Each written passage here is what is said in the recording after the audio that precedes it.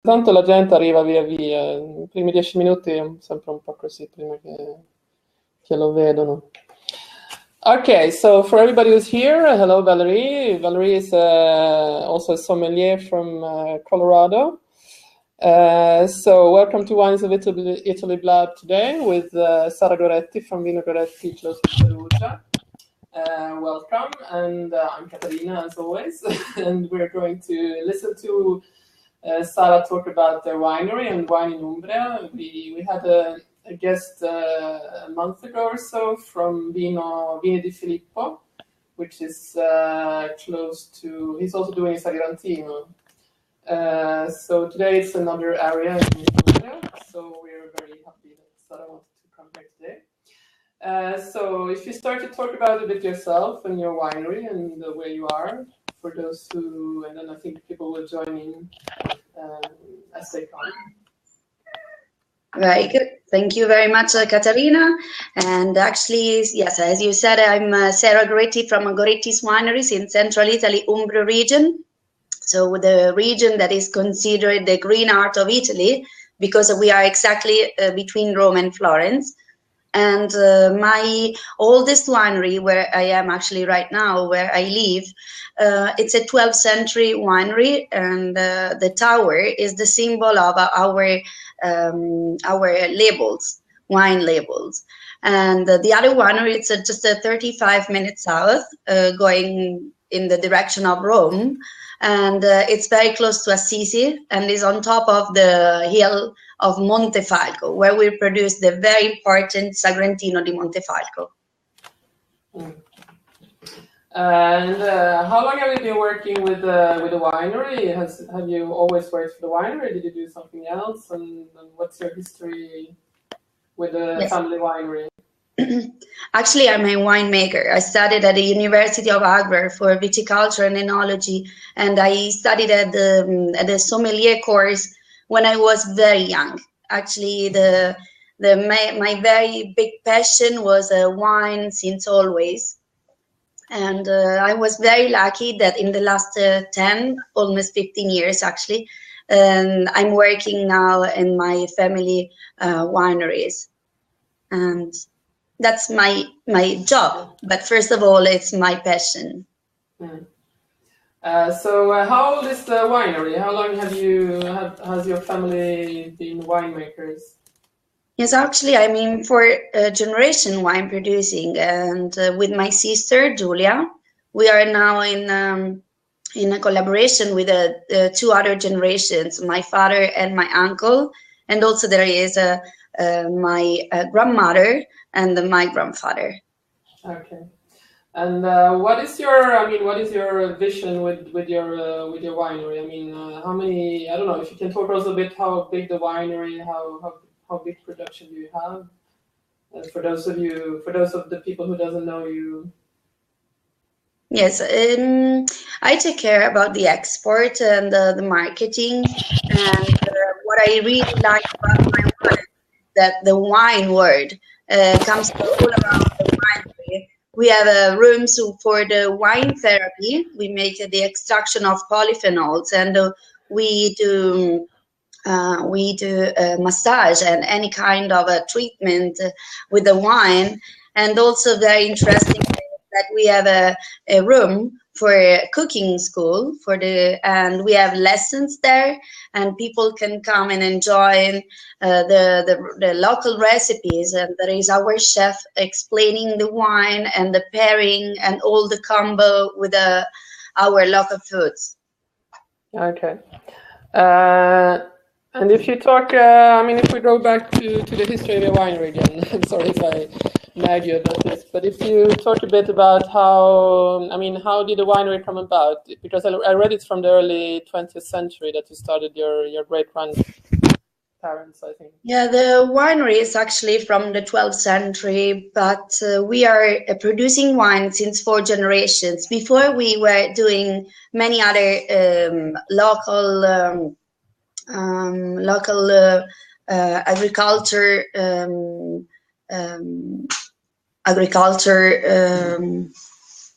supports, like not just grapes, And then we specialized the winery about wine sort of 40, 50 years ago, just wine, even if we are still doing some honey and balsamic vinegar and olive oil.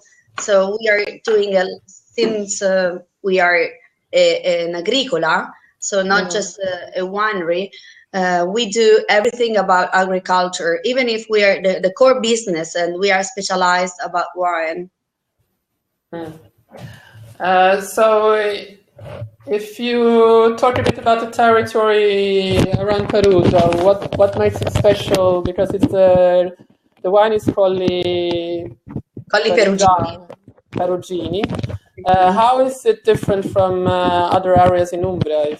Because you also have a production of Sagrantino in Montefalco. Yeah. But how is it different from the other parts of Umbria and their wine production? Yeah, the Perugian winery has a very particular climate because we are sort of 20 minutes from the Trasimeno Lake.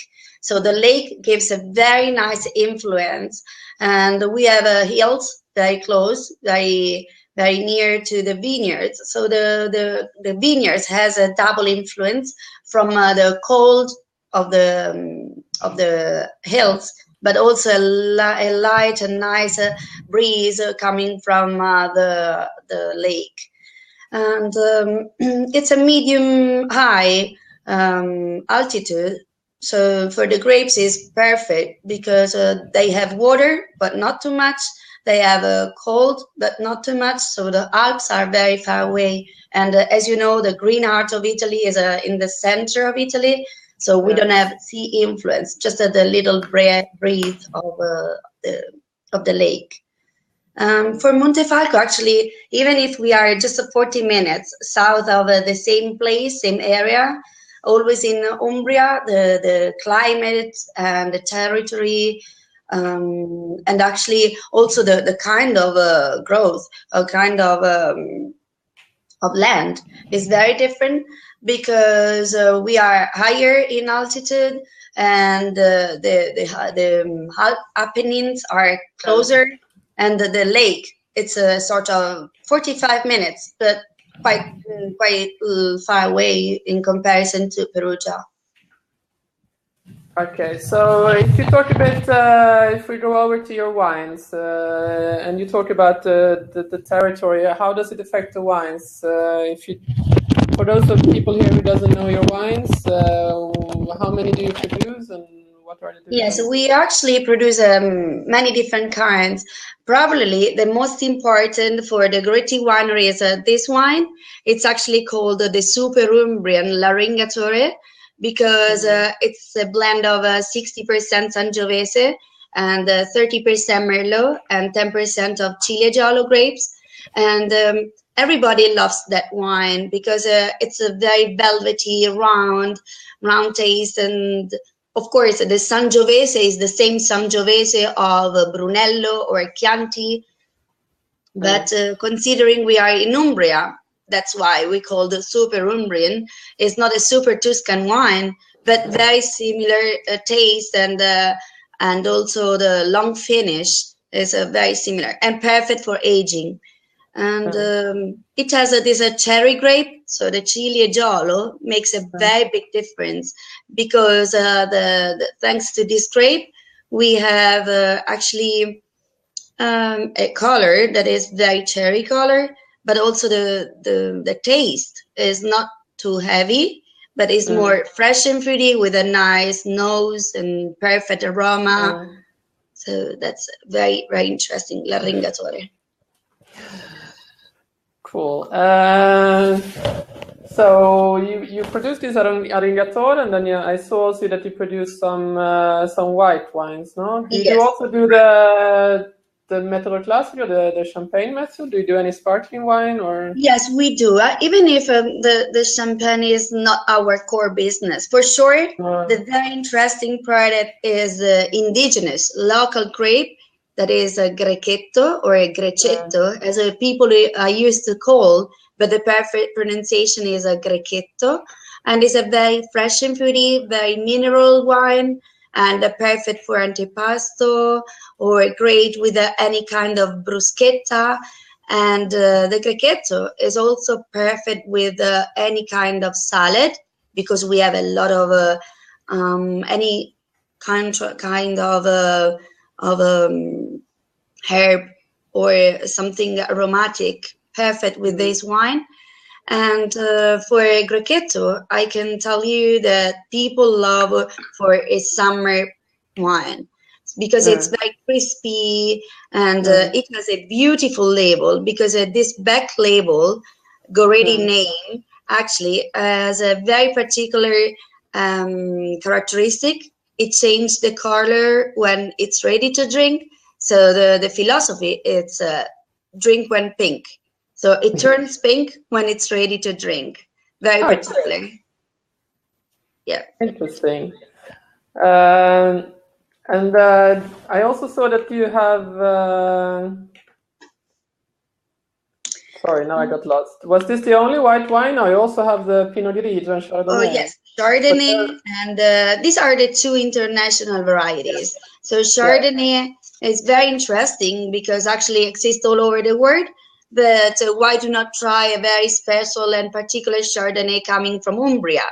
And for the Chardonnay, we have a same kind of a special label on the bottom. And here, as you can see, I'm not sure if you can see very well, but very interesting is that you can have here the skyline of Perugia. So it's very close by to Perugia city, but completely in the countryside. That's why the Chardonnay has this skyline there. Same for the Pinot Grigio. But I also see that you do two different Grechetto, no? One a bit more... You're right. The Grechetto I showed you, it's the vinification. It's just a Stein still vinification. So there is no oak here. And it's very fresh and fruity, like we were saying.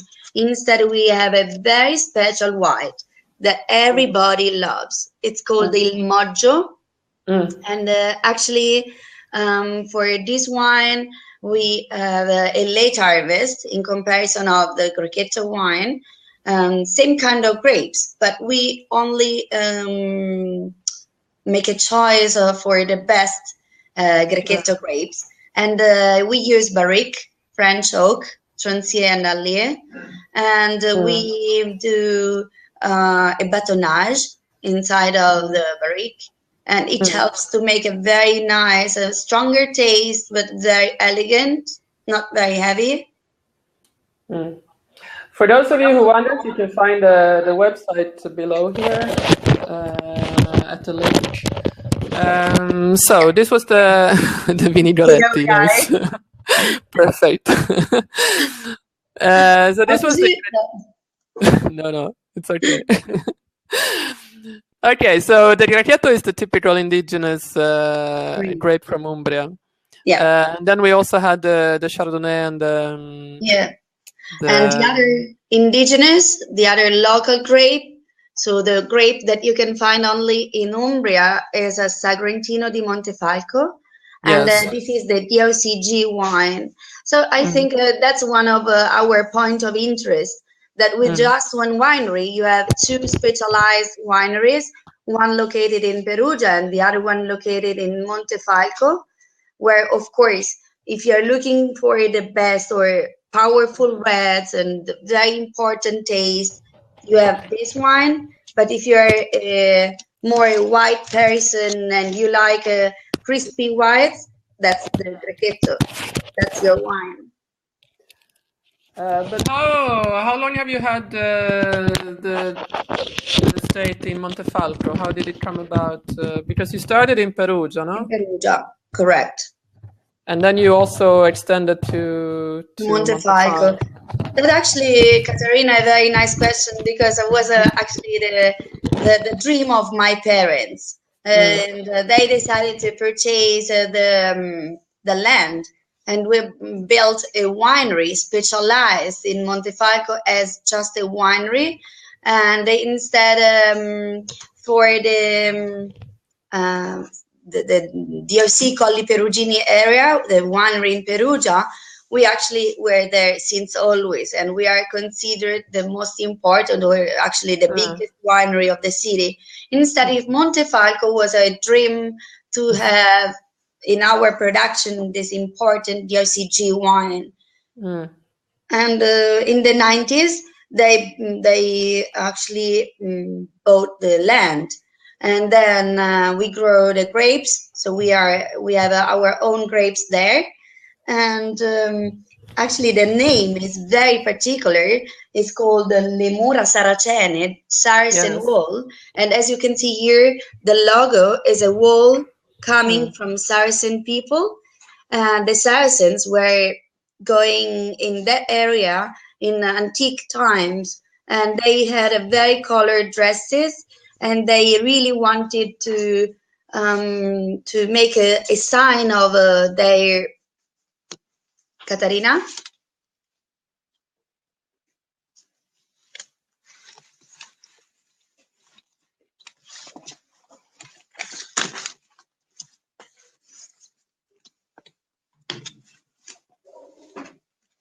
Oops. Catarina, are you there?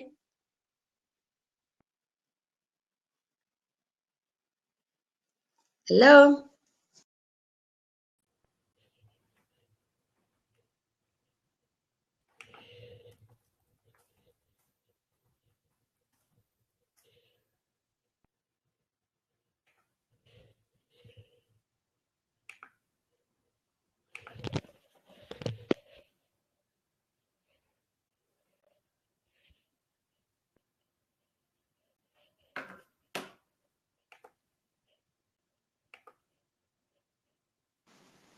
Catarina? Sorry, I got kicked out. I'm sorry. No problem. Yes, I think I lost you, and I was by myself there. It got completely kicked off. I'm sorry. Sometimes it happens. No problem. So you were saying about Mura Saracene? Yes, the Saracen wool are with these particular colors because the Saracen had a very colored dresses, and they actually were in the Montefalco area, and there is still a wall. As you can see, these are little pieces of a wall coming from them. And to remind that they're very colored dresses, we wanted to use the same colors to color the wall. So when people have the chance to visit the area and they see all the colors around Montefalco and they recognize the Saracen activity, we have also in our label. And actually the label, it's a metal label because it's a wine for aging, and you can age this wine for a very long period. So that's why you will have a better wine, a better product, but exactly the same and perfect label for years. So you do both Rosso di Montefalco? Sure. And, we consider the Rosso di Montefalco a sort of little boy, actually. It's a red wine, of course, for big palate, for people that like big reds. But for sure, the Sagrantino is the tannic, powerful, muscle wine. The Rosso di Montefalco has a little bit of Sangiovese, Merlot, and then Sagrantino, of course. So that's why it's a sort of middle wine. It's a sort of bridge wine. And since you said that in the middle of the 90s. Sorry? You said that in the middle of the 90s you bought the winery. Yes, we actually in the 90s, the early 90s. Okay. Hello, Roxanne.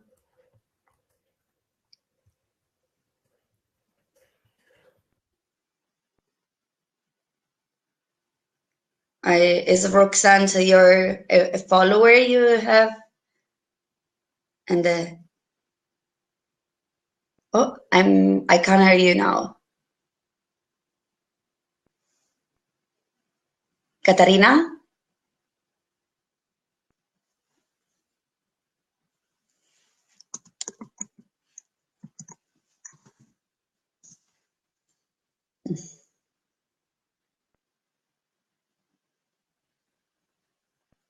Can you hear me now?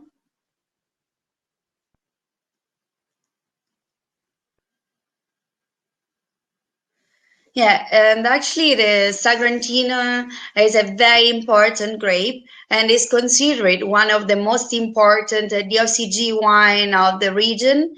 And there are many people that are collecting this wine.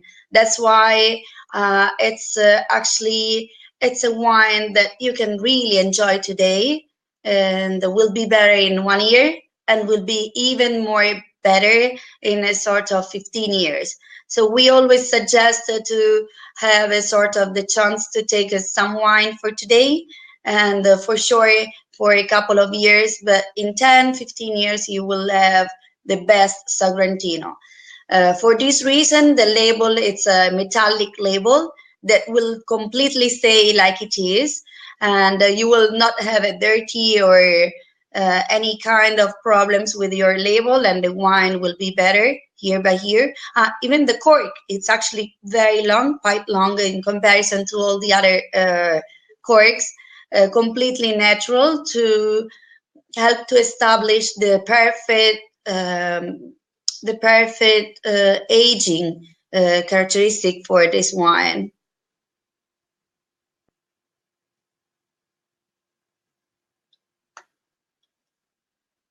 I'm not sure if you can hear me now. No, I don't. What do you suggest I do? Okay. And if you want, actually, I can also introduce you the very brand new line.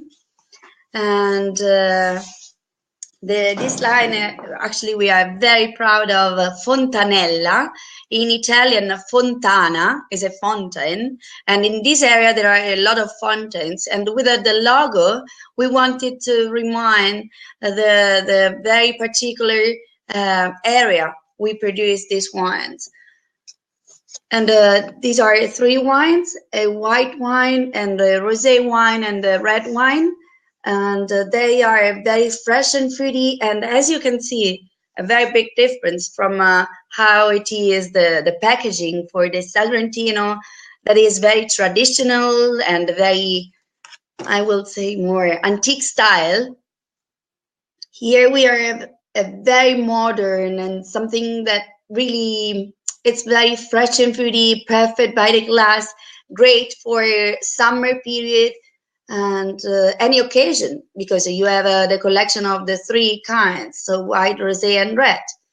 But millennials for sure will love a nice red wine that is velvety, great round taste, but not too heavy. So you can also enjoy a couple of glasses, extra glasses, and there will not be a problem. But perfect will be the white wine with any kind of a salad or bruschetta or pasta, and the rosé will be your, we were saying, a bridge wine that you can really match and have a combination with many different kinds of food.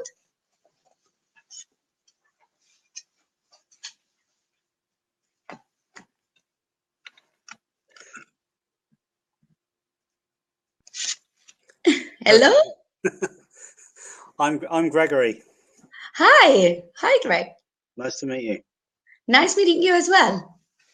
Actually, my first time here, so I'm very excited. I never did this kind of a conversation, so it's very interesting, actually. I was just enjoying your presentation. I'm running a bit late, so I'm apologising to everyone for being a late comer this evening. No problem. So what did I miss? Did I miss the good bits? Actually, a little bit. Just talking about my wines in Umbria. And actually, I'm the 4th generation wine producing with my sister, and we were talking about the different territories and from Umbria, Perugia area, and Umbria south of the same region in Montefalco, and we were having some curiosities about the local grapes, indigenous grape, the Grechetto or Grechetto as people are used to call, but Grechetto is the better pronunciation, and the Sagrantino di Montefalco, our king wine. And you are aiming your products more on the sort of millennials now, and trying to obviously capture some of that market.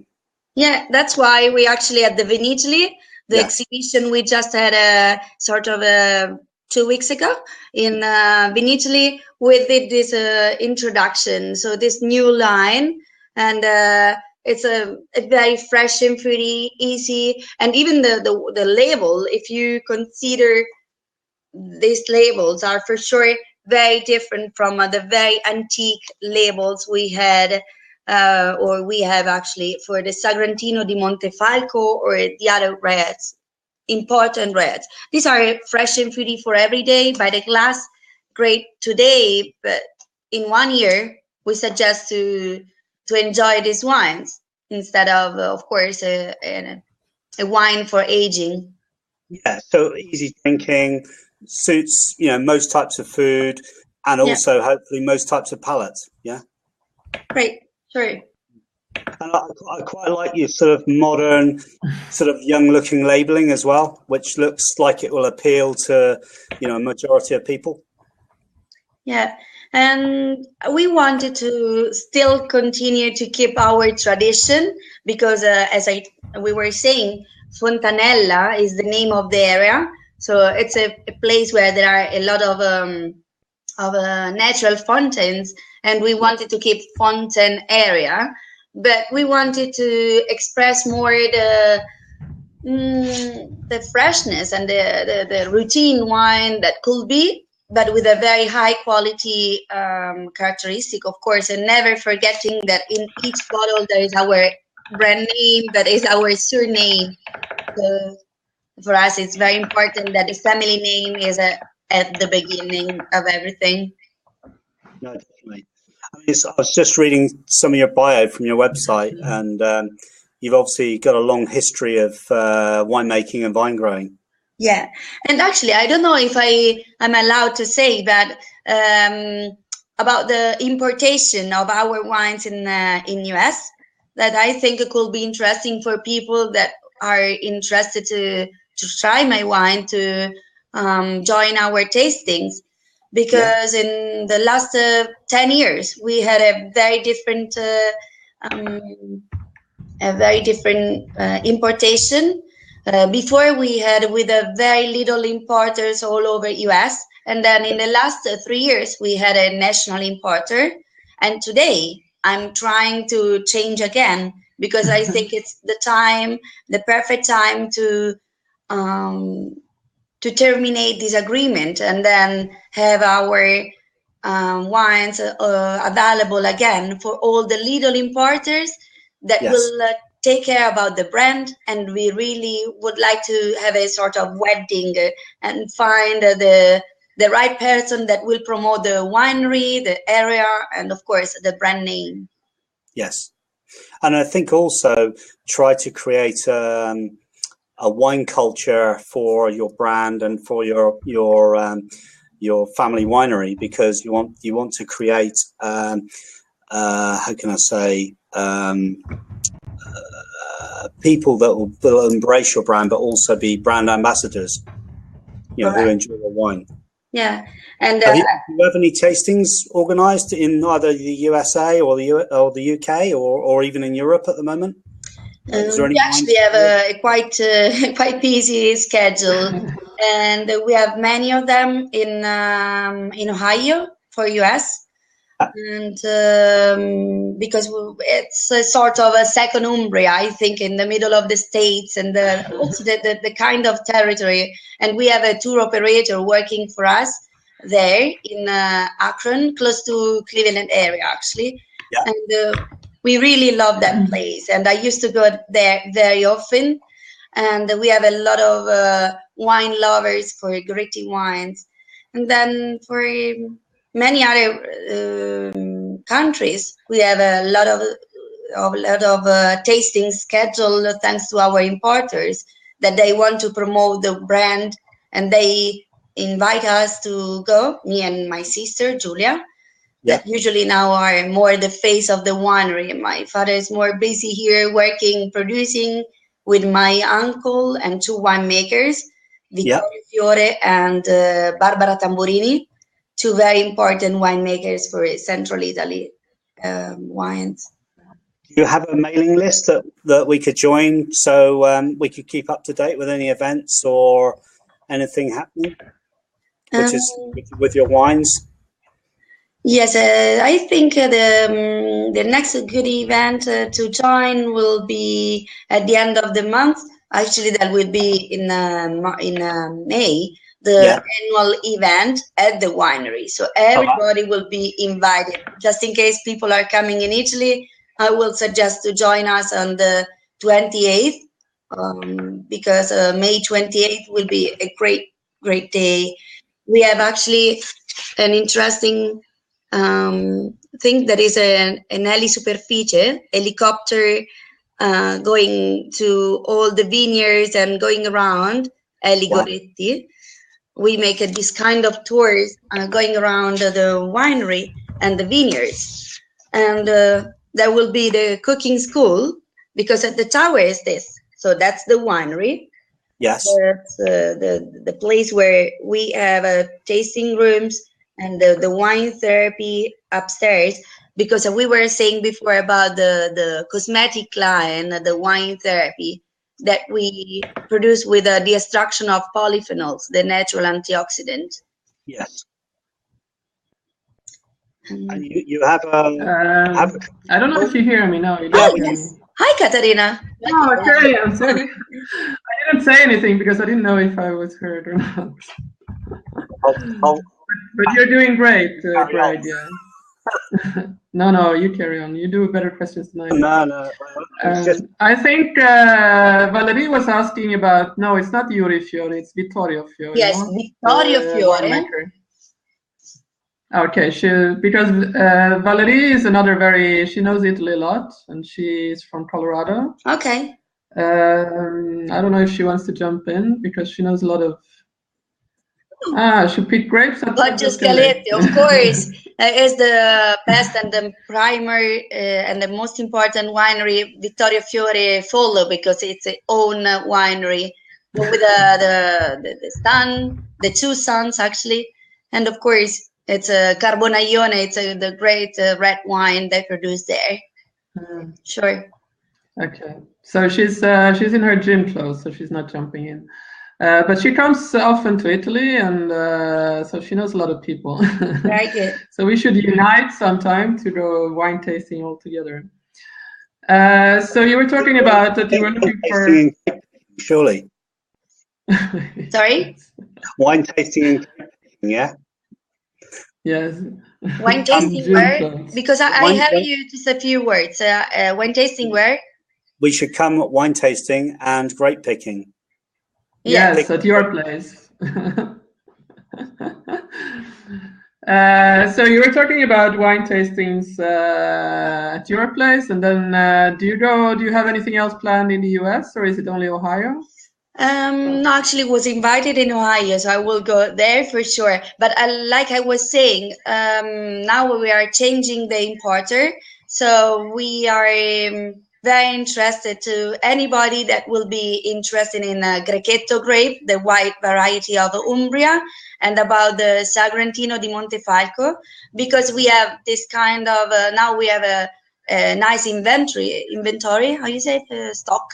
Yes, inventory. Yeah, an inventory available in US, and that it's great because it's not owned from the importer but from us. So we are able to distribute and to sell, to organize any kind of party. And I will be in Atlanta for a wedding.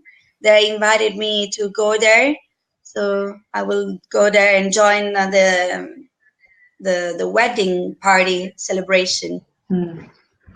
Well, we'll see if any of the American people here has any interest in contacts to refer to you in case they want to, because there's also actually the wining hour that you can see here. She's in Florence now, so I met her an hour ago.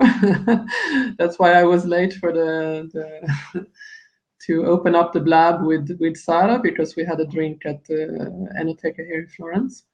and she's from New York. I don't know. I think she can't jump in tonight because she has a slow Wi-Fi connection. Anything else you want to ask, Greg? Yeah. No, I was just going to more or less echo what you've just said. I'm sure there's probably American, certainly wine bloggers on that side of the Atlantic that would probably be happy to get involved and maybe do some tastings online, whether it's on a chat or whether it's just individually, say, on their blog, and then review it. And I'm sure they could help with things like PR, but also exposing your brand to more people or a new audience. And the same here in the UK. I'm sure there's many bloggers and food bloggers as well, which would. Okay, so she says she would love to get involved. So I can just get you in touch with her, and then you can talk with. You see here, she's the Whining Hour on Twitter. She's having a blog, and she also has a Twitter chat, and she also, I think, she helps importers in New York. Where were we at the questions? Anything else you want to tell about your wines? Any specific details you want to know, or any curiosity? But do you produce any? Because I think you do also distillati, like yes, we do. Spirits. Do you do grappa, or do you do fortificati, fortified wines? Or we do grappa. And actually, the grappa are 3 kinds. From the 2 indigenous varieties, we have 2 white grappas. And then we have some other kind of grappa for our super Umbrian red wine. Do you remember l'Arringatore? We were saying at the beginning. So for sure, the fruitiest for how much it could be a grappa fruity, that is a 40% of alcohol. Of course, there is a Grechetto grappa.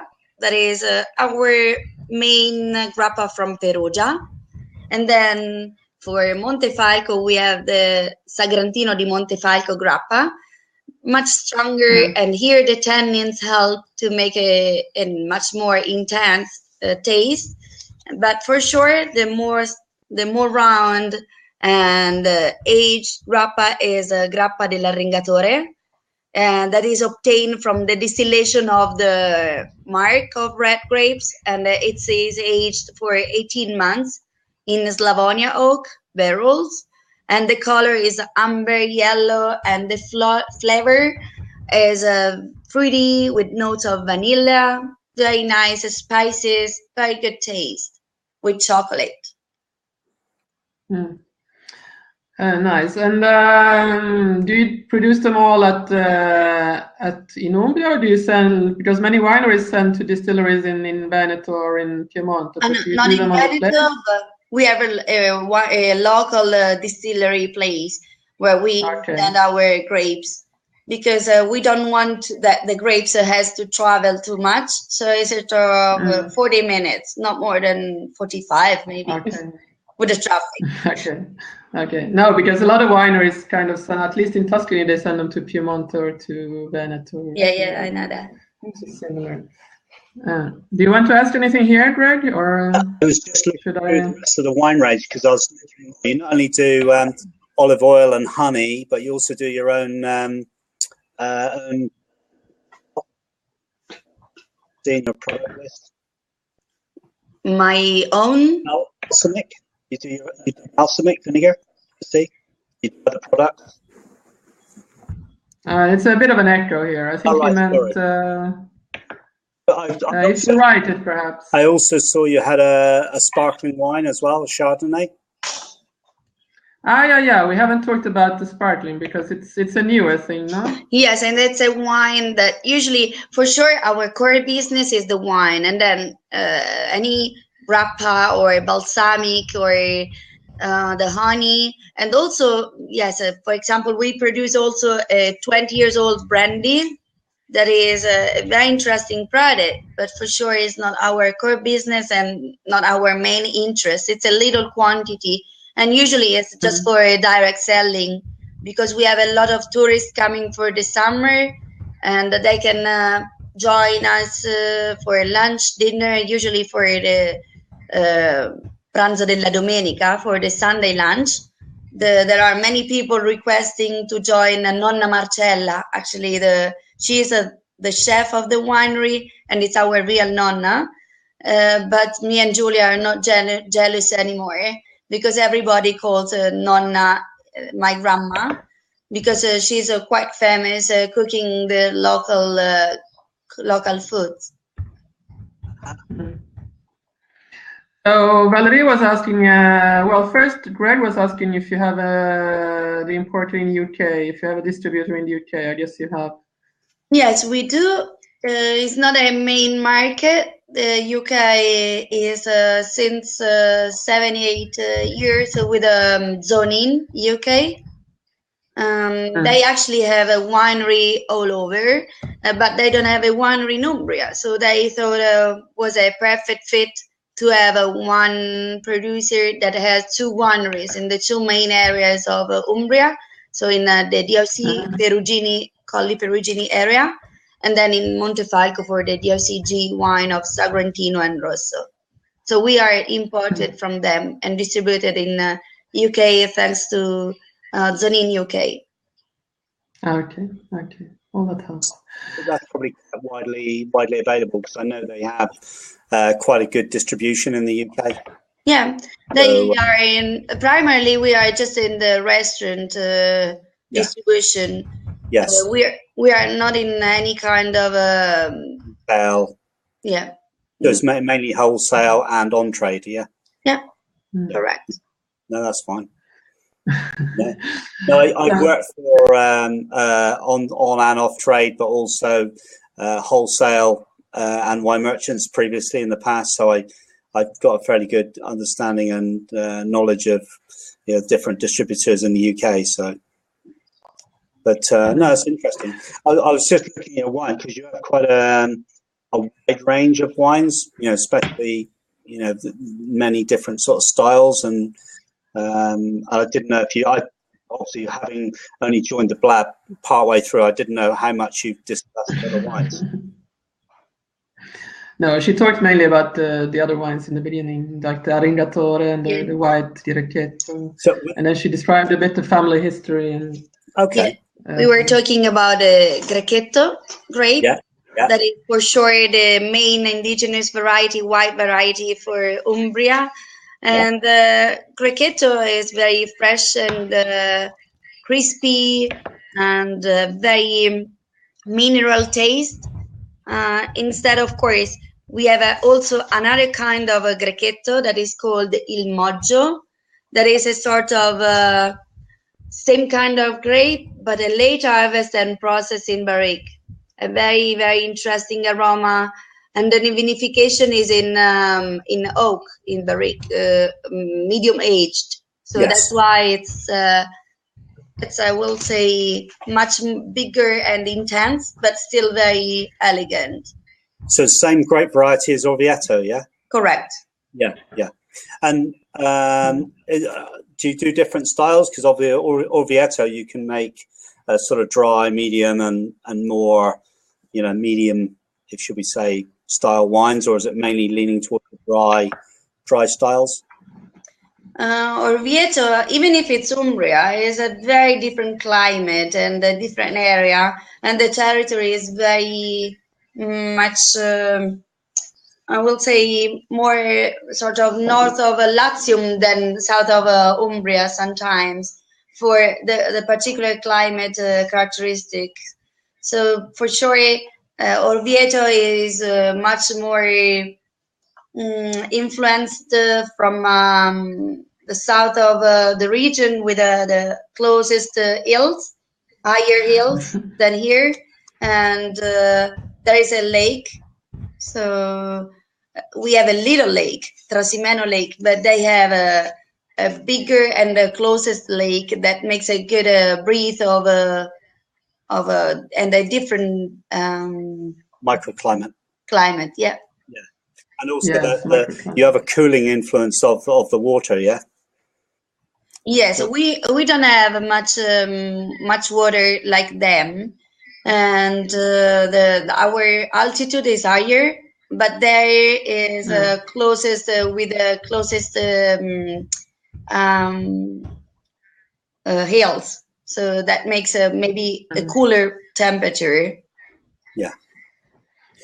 Yeah, because when I went to Umbria in January, I thought it wouldn't be that cold as it was. It was very cold because we were in first we were in I don't know where, I can't remember the place now, where the Filippo Vino winery. It's north of Montefalco. Yeah, sure. It's actually Montefalco area, but the area is Bivagna. No, I don't remember Bivagna. Yes. And I wasn't prepared that it was going to be that cold, but it was actually snowing that weekend too. God. It was extremely beautiful, but it was, so it gets very cool on the hills. Wow. I don't know. Do you call them hills or do you call them mountains? We call the collins, so now are just hills. Yes. Okay. And I think. Sorry. No, go on. Go on. Just curiosity is, or I have a curiosity with your sparkling wine because I'm involved with making champagne. So I was just curious because I just looked at the Chardonnay Brut Spumante, and I just wanted to know a little bit more about that and if it was bottle fermented and what's a little bit more about maybe the process that you use for the Spumante. Yeah, the Spumante, we actually started with the Grechetto grapes. And then sort of 20 years ago, my father decided to change with a Chardonnay to be more international taste. So it's more, I will say, more crispy. And it's, of course, as I told you, not main wine. So it's not a champagne metered. So the meter we use for the Spumante, let me see if I have also that I can show you, but actually it's a wine perfect for the appetizer, so people can really use this wine when they are at the beginning of the meal, but great also at the end. Yes. And we just changed, let me see, maybe I have in a very little brochure, but I can show you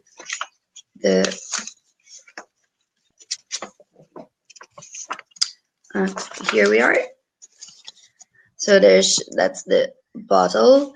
So Yes. It's quite dark for one reason, because usually people are used to serve it very cold, and sometimes also there is sometimes the sparkling Chardonnay has this nice yellow color, but when you age, it becomes a little bit golden.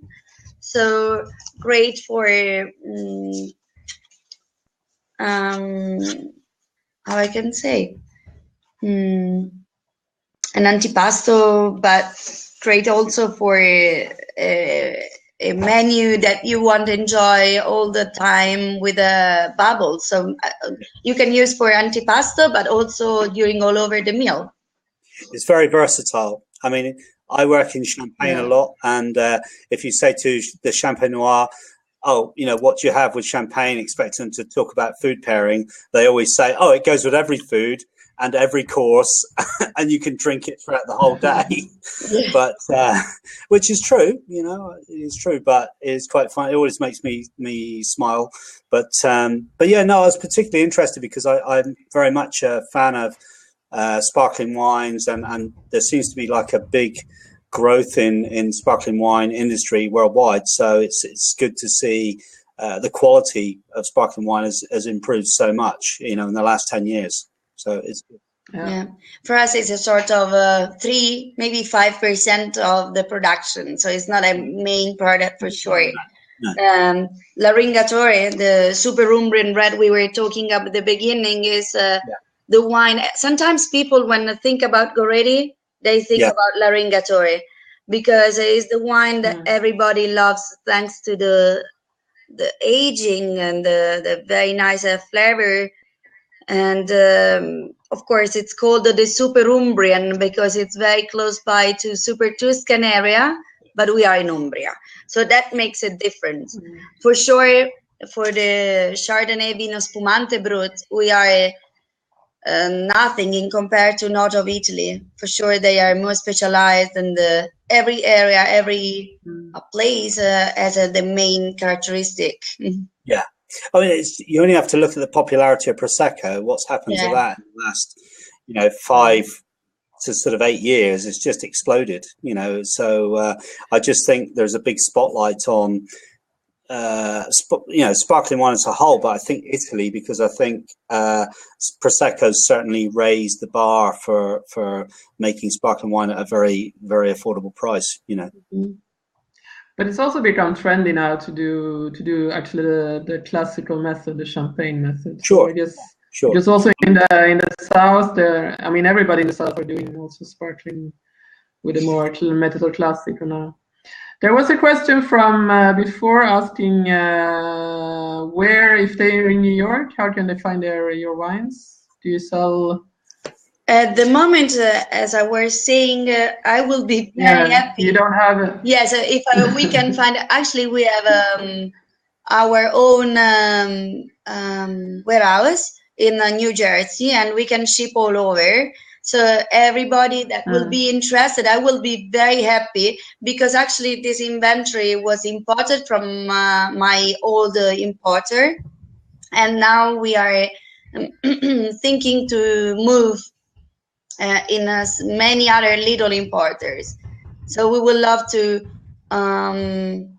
finish and sell the wine with the back label, our old importer, and start with a new importation. So any person that will be interested, just send me an email. I will send you the price list. That it actually is a wholesale price, even if it will be for private clients. So that would be a good deal, very interesting. That is a good deal. Okay. Well, I'll send it to the other contacts who normally is here too, and see if they're perfect. Thanks. If they know anyone. That's something I really appreciate, because I have a limited time to release this product, to sell that product. Yeah. So there's Jane here who is close to Milan, so she wonders where she find in Enoteque. If you're in Italy, you can find them in Enoteque or. Yeah, you're sure. In Italy, in Milan, you can find in many different restaurants. First of them are some Enoteques, but just the best way will be just to send me an email. At the office, everybody will be addressed to the closest place where you are, and that you can find our wines. I'll drop your email again. So some of that information on your social media, so we can also. It's on the social, Yeah, Jane, you can find her on Twitter, and then you can find her website there and just write her. And well, she dropped the email here again. Okay. And then I think Valerie was asking a question before, that she asked if it was Terlato that you had as an importer before in the US. Yes, it was Terlato. Okay, she knows everything. I missed the question actually, but yes, Terlato was our. No, it was.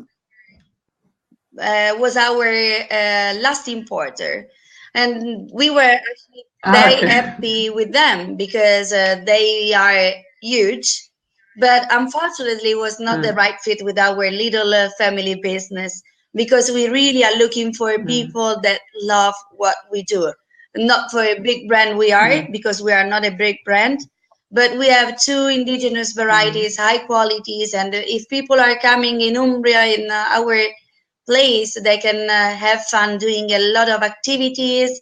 And we didn't know what it was, a wine spectator, until a few years ago, when we got the 90 points and we sold out all the wine in a very short time. But we are not interested, so we didn't introduce anymore to them our wines because we want that people really love, not ratings. My father said, we are not numbers.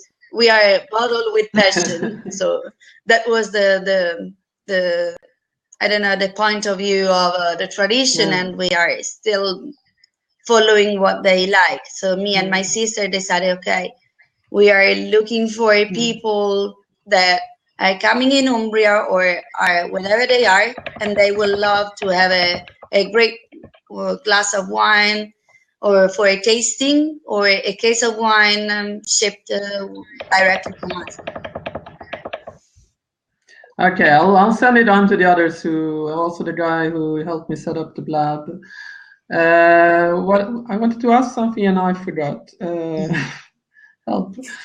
How many bottles do you produce? We have 30,000 cases, so about 350,000 bottles. Well, it's not that small. Yes, it's a medium-large winery, actually. Considering we are not selling in any big distribution, but just in retail with a little selection of quality wines, is for sure a very big hard work to do behind of these 52 hectares on property, and yes. Is all of your vineyards in one area, or do you have different vineyards in different parts of your locality? Actually, the vineyards are around here. The wineries are surrounded of one vineyard, and the winery, it's just a sort of 3 minutes by car from the forest vineyards, the winery, and we are in Pila, so very close to Perugia, but at the end of the city. So there is a very long city. It was an Etruscan city, so the streets are very straight, and we are at the end of the street of the main street of Perugia. That if you follow that, you can be in downtown. Opposite part, there is the winery. So in the countryside, but very close by to the city. Good, thank you. I was just reading the thing about your wine because I obviously missed. Yes, the Laringatore, which is their main product. Really interesting. Mix, and obviously it's got must be a very good wine because it's aged reasonably well because it's aged in oak and in a bottle. So, I very much look forward to trying that sometime. Yeah, I haven't. We should do a tasting in Florence or something. Where do we find it in Florence? Do you have any? Do you remember where you sell it? Yes, in Florence. How is called the place? There is Panino. Do you know Panino? Ino? No. Ino is the place. It's a cool place. I love that place, and I said, you really need to have my wine. So I met the owner, and he said, we are in Tuscany. Do you want to sell Umbrian wines here? And I said, yes, but you don't have a super Umbrian, so you will love my wine matched with your Panino. So there is Ino. It's very close to the main church downtown, so city center. Yeah, I've understood where it is. Yeah. Close to the Arno, but at the end of. Yes. Yeah. Okay. Let's see. Are there any questions? Valerie, do you have any question? Greg, do you apart have from wanting to go to Italy immediately? Yes, that's it. Well, you could talk a bit about your olive oil, because I see you do a lot of olive oil too, because people are quite interested in. Yes, actually, the olive oil is, as we were saying in the past, was interesting for the quantity we do as well. But now we are just doing a little quantity for people that are coming here at the winery and they want to taste our bruschetta, the fresh bread, the handmade bread that my grandma does, with our olive oil. So it's just a little production, but interesting. I show you yes, here it is. So it's a DOP, so it's a protection origin denomination. And grade, of course, it's a cold pressure only. And the traditional cold process, it's made a very short time after the harvest of the olives, and is a discontinuous cycle. So for sure we know that the olives we crush are are in the time we decided. Okay. Sounds good. Okay. Okay. Yes. So. Okay, so I don't know. Does anybody have anything to add? I don't know. Daniele has many questions. He usually asks a lot. Daniele has also a winery close to Siena, Campo Chiarenti. Otherwise, I think I'm very happy that you wanted to be part of my blog today, and I'm sorry there are always some technical problems. No problem. But, it was actually very interesting for me. My first time. I think it keeps it real, Karina. I think, you know, you've got to have problems. It just keeps it real. Then we know it gets very authentic. It's not a recording. We know it's live. True. Yeah.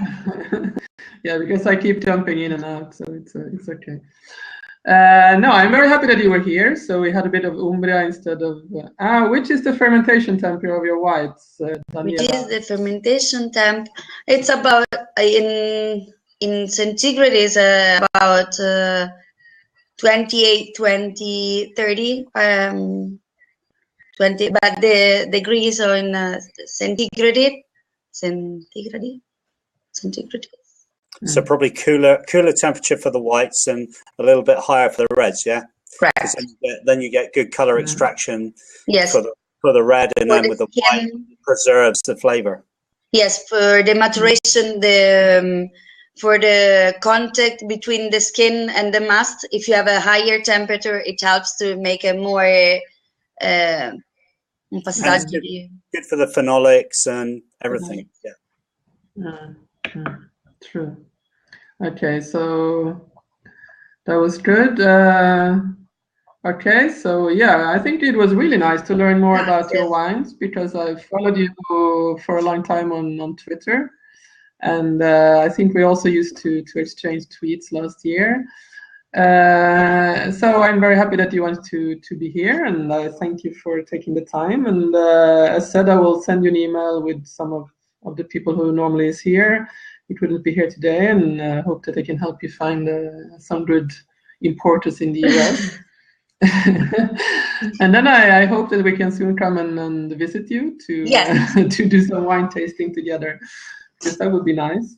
That would be the thanks, best. Greg, too, for jumping. Yes, no, but I think we will come when people come over here. We just will go down to Umbria and visit you. So for those of you who are new here today, you can follow my blog at Grapevine Adventures. So there you can learn more about the latest lab news and also the articles that I will write. So thank you all for being here, and I hope to see you next Tuesday. Thanks again, Sara and Greg. And okay, I'll I'll close down the lab now. Thanks. Bye. Thank you. Bye, everybody. Bye. Ciao. Bye. Ciao. Ciao.